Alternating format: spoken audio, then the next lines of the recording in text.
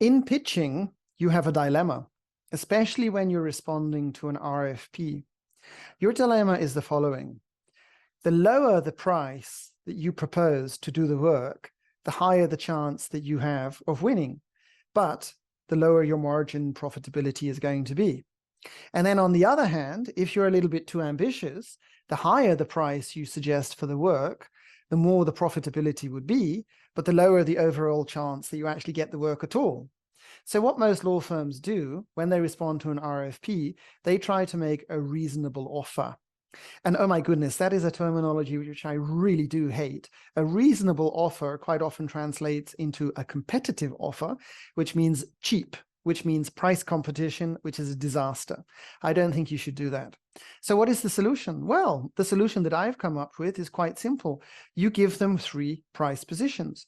You can say, this is our standard price. That's the one in the middle.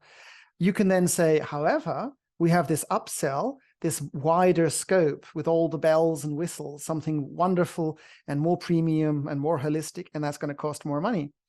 And then you play the game, you change the scope, you take your standard offer and you downsize it, maybe quite significantly, and therefore you have a cheaper proposal because you've changed the scope, you've changed what it is that you're pitching. It might not even be in the entire project that they had wanted. It might be a preliminary part or a research or an investigation or a paper.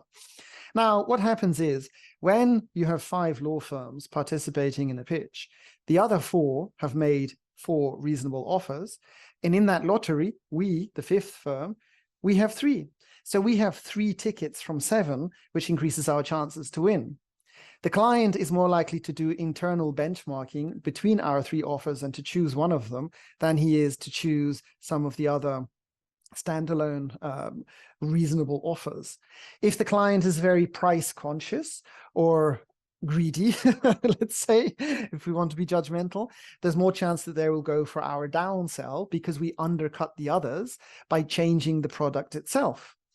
And on the other hand, sometimes you can win by taking the opposite. You're offering the most premium, expensive, exotic, super duper solution, and that one really stands out because it's the highest value for the client, they go for it.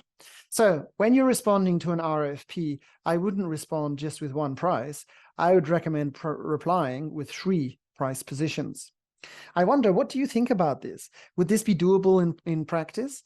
If you have any thoughts, drop me a line. Thank you.